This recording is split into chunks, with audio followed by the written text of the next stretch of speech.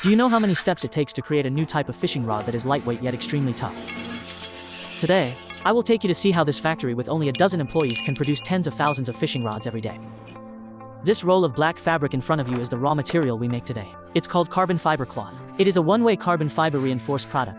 The composites made of it are not only very light, but also have extremely high strength and resistance to high temperature and pressure. Before using it, you need to first cut the fabric into trapezoidal strips that are large and small.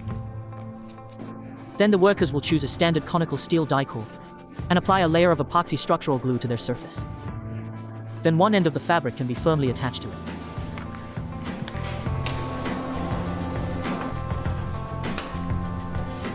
After all the carbon fiber cloth has been pasted, the worker will place them on the table of the curvature hemming machine. We start the machine, make the fabric fit perfectly on the surface of the steel core mold. Carbon fiber cloth is an important strategic new material.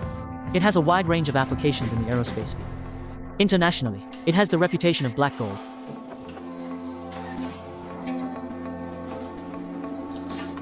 In order to make the carbon fiber cloth have a better shaping effect in subsequent processing, usually, the worker will cover the surface of the fishing rod with a circle of polypropylene film. It has very good tensile and impact resistance.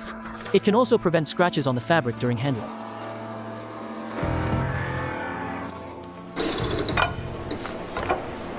Then came the baking. First, arrange the fishing rods on the bracket on the top of the oven in sequence. We start the machine.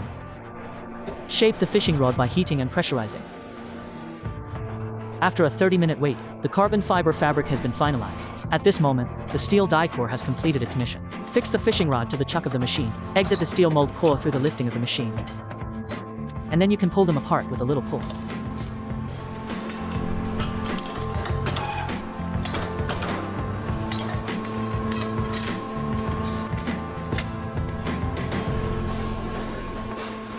Polypropylene film is also uniformly peeled off during this process.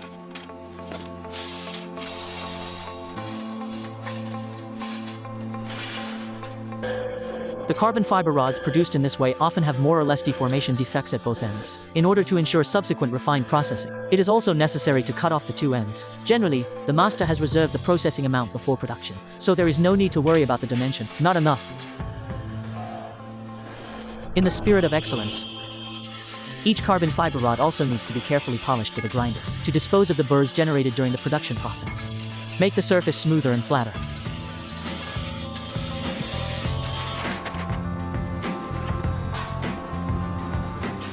The next step is to spray paint the carbon fiber rods. The first is to apply a black primer. And that's an iron box with a hole at one end. Insert the carbon rod into the hole. It can be easily completed in one pull, and one pull. Really, as long as the mine doesn't slide, there are always more solutions than difficulties. After the primer has completely solidified, then the production batch and code of the fishing rod are printed on its surface through this special printing machine. This is also the unique identification code of this fishing rod. Brand labels are printed on them in the form of stickers.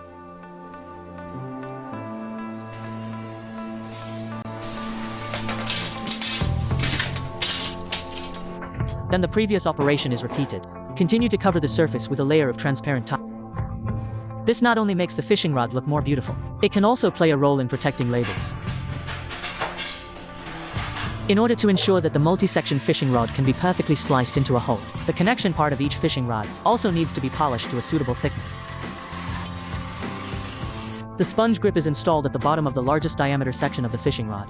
This will greatly increase the comfort during fishing. The installation process is relatively simple. Put the sponge into the fishing rod first, then apply glue in a fixed position. Finally, you can easily slide down with the help of an air gun. What I see now is that the worker is installing a wiring buckle for each fishing rod. The buckle is fixed with black nylon thread.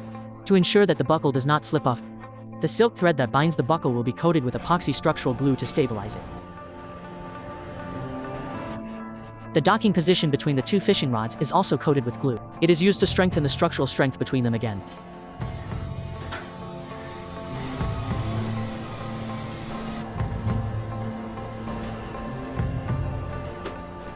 After testing without any problems, the fishing rod is packaged and shipped to customers around the world. I really have to admire the brilliant creativity and exquisite craftsmanship of the workers and masters. See the video here. Although praise is love, it is my duty not to like it.